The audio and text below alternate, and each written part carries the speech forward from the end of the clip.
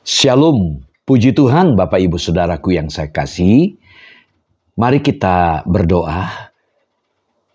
Kita datang kepada Tuhan, siapkan hati kita sehingga firman yang kita pelajari sungguh-sungguh memberkati kita. Mari kita berdoa. Segala puji syukur kami panjatkan kepada Engkau ya Allah. Dalam acara Menara Doa ini, kembali kami ingin belajar dari firman-Mu. Biarlah firman-Mu boleh berbicara dalam setiap hati kami, agar bagaimana kami bersikap sebagai pendoa-pendoa yang berkenan di hadapan-Mu dan di hadapan sesama kami.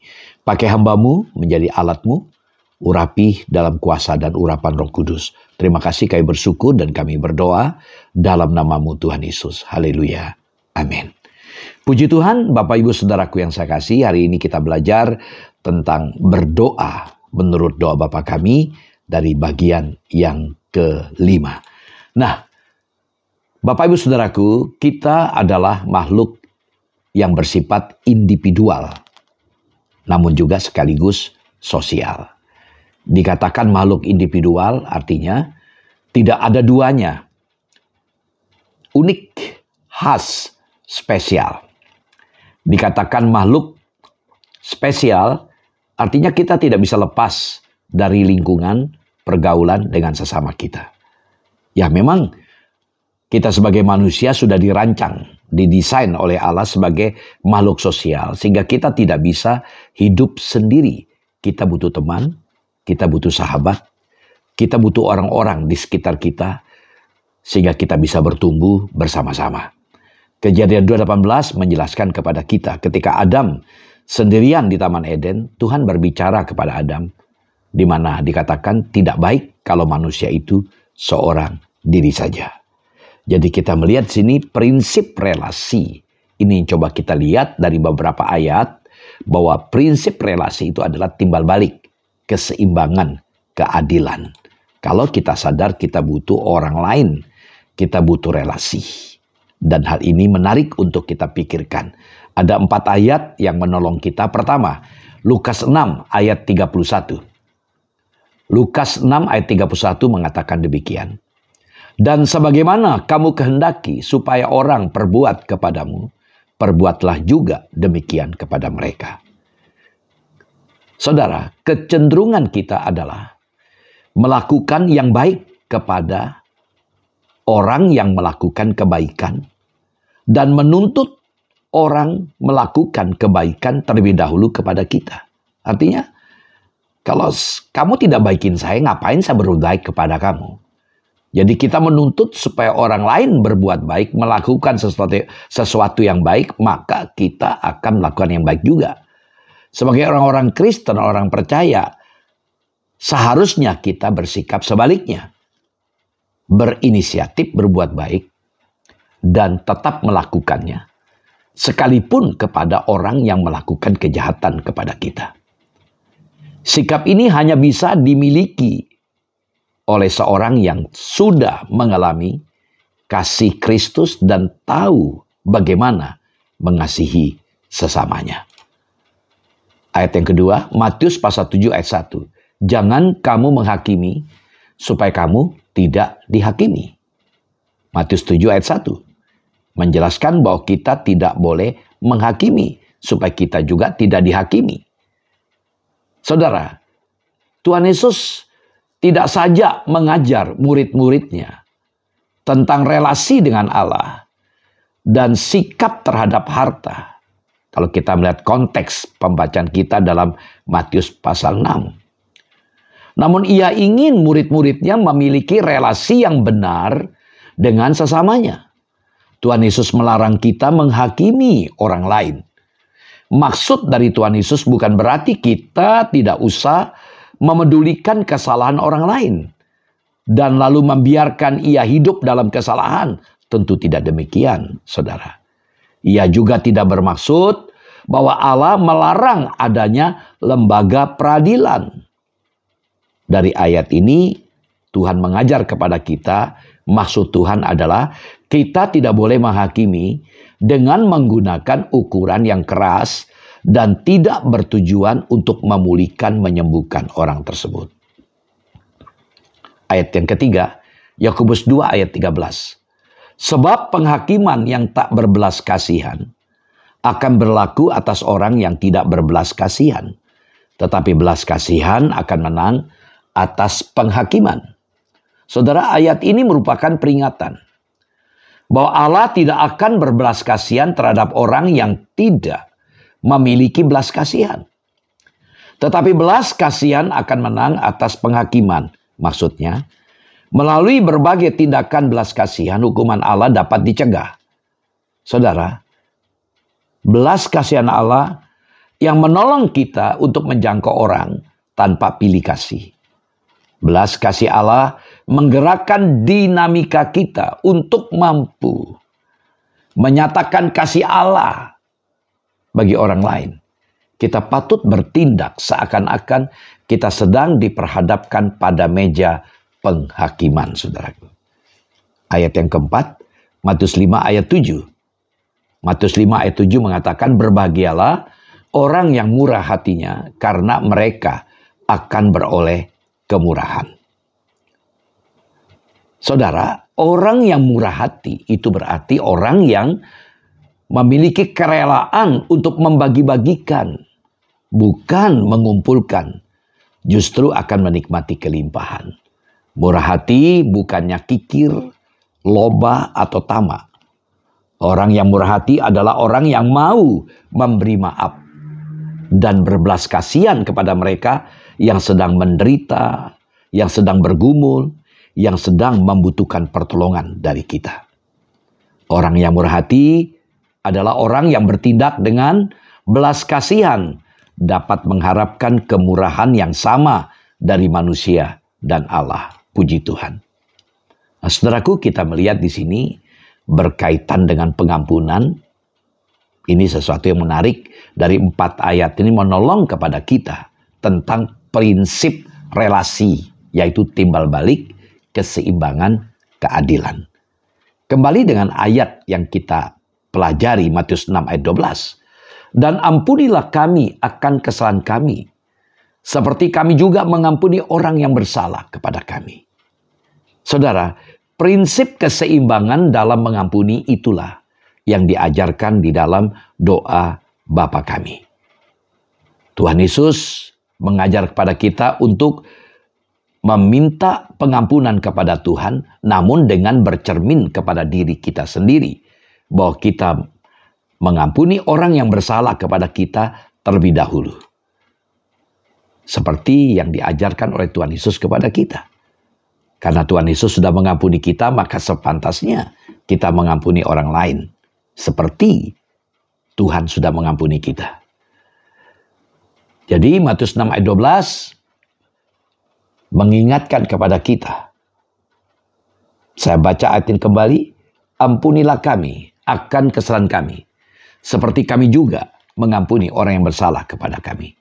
Dalam versi lain, ampunilah kesalahan kami seimbang dengan pengampunan kami akan kesalahan orang lain.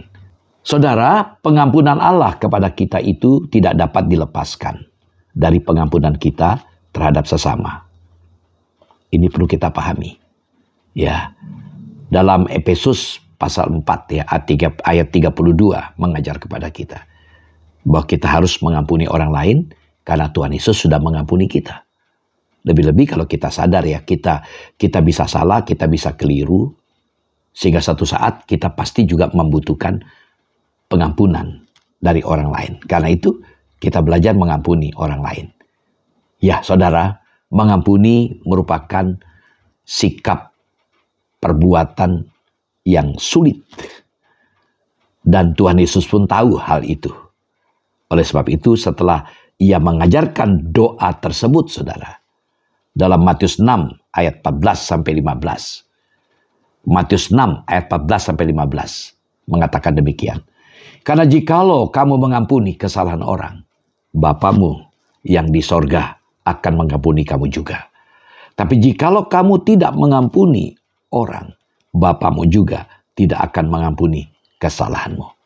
Perhatikan, saudara, kalau kita amati dalam Matius 6 ayat yang ke-12 tadi, kata mengampuni itu dari kata Yunani, apemi, Apiemi itu artinya meninggalkan, melepaskan, membuangnya, atau memutuskan hubungan.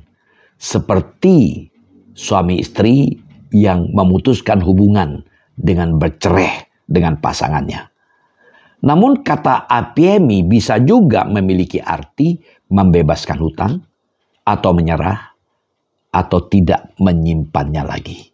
Jadi menarik ya, mengampuni berarti kita siap memutus hubungan. Artinya memori memang tidak bisa dilepaskan. Ingatan, kejahatan, perbuatan orang lain sulit untuk dilupakan. Tapi kita cut, kita tutupi itu. Ya, kita belajar untuk menerima. Ya, menerima sebuah kenyataan dengan meresponi firman Tuhan. Kita mengampuni orang tersebut. Lalu dalam Matius 6 ayat 12 kata kesalahan dari kata opeirema yang berasal dari kata dasar opelo, itu yang berarti hutang atau berhutang, dan pada masa Tuhan Yesus biasa digunakan untuk merujuk kepada kata dosa. Jadi dengan kata lain, saudara, Tuhan Yesus menegaskan bahwa jika saudara mau hutang yang mengikatmu atau dosamu dihapuskan, atau maka kamu harus juga menghapuskan hutang atau dosa orang kepadamu. Sebagai contoh yang simpel, dalam Matius 18 ayat 21 sampai 35. Di situ Petrus bertanya kepada Tuhan Yesus, sampai berapa kali aku harus mengampuni orang? 7 kali kah? Tuhan katakan tidak. 70 kali, 7 kali. Berapa kali harus mengampuni saudara jika ia berbuat dosa kepadanya? Ini sesuatu yang menarik. Dalam kisah ini kita belajar. Seorang hamba datang kepada Tuhan. Ya, dan dia harus mempertanggungjawabkan. Ya, dia punya utang 10.000 talenta. Dan dia tahu ada resiko yang begitu berat kalau utang itu tidak bisa dibayar. Dan dia mohon pengampunan. Sang raja, majikannya itu memaafkan, mengampuni. Lalu hamba yang punya utang 10.000 talenta ini pergi, pulang. Tentu dengan sukacita, itu anugerah. Tetapi dia bertemu dengan hambanya dia yang punya utang 100 dinar. Dia tagih, nggak bayar. Dia aniaya, dia siksa. Dan Tuhan memberikan ilustrasi ini, Yesraku, bagaimana sikap raja itu marah. Dan yang punya utang 1.000 talenta disiksa, dimurkai. Itu juga yang Tuhan ingin sampaikan kepada kita. Dalam Matius 18 ayat 35, maka Bapakku yang di sorga akan berbuat demikian juga terhadap kamu, apabila kamu masing-masing tidak mengampuni saudaramu dengan segenap hatimu. Saudara, jadi prinsip yang kita pelajari di sini, orang yang tidak memiliki belas kasihan tidak layak menerima belas kasihan.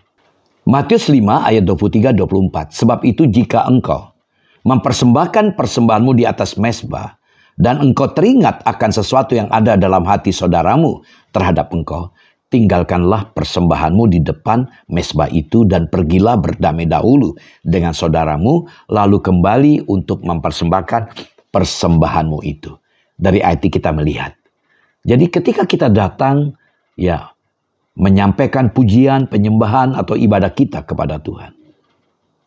Ketika kita ingat kita punya problem dengan orang lain, selesaikan dulu masalah itu, baru kita datang kepada Tuhan. Nah, saudara, muncul pertanyaan, mana yang lebih dulu? Mengampuni karena sudah diampuni, atau mengampuni supaya diampuni? Lalu apa artinya ini? Ada 3. Yang pertama, ketika kita tidak mau mengampuni orang lain, berarti kita menutup peluang, kesempatan untuk kita mendapatkan pengampunan dari Allah. Jadi kalau kita ingin diampuni, diterima oleh Allah, nggak bisa tidak. Ampunilah orang lain. Itu prinsip dari doa Bapa kami ini.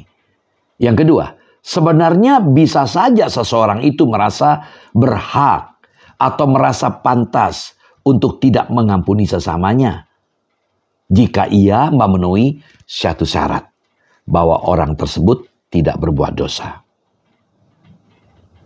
Jadi kalau kita betul-betul kudus tidak berbuat dosa, nggak usah minta ampun.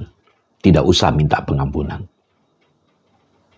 Tapi Alkitab katakan semua manusia telah berbuat dosa dan telah kehilangan kemuliaan Allah. Ingat ketika peristiwa seorang wanita yang berzina dibawa kepada Tuhan Yesus.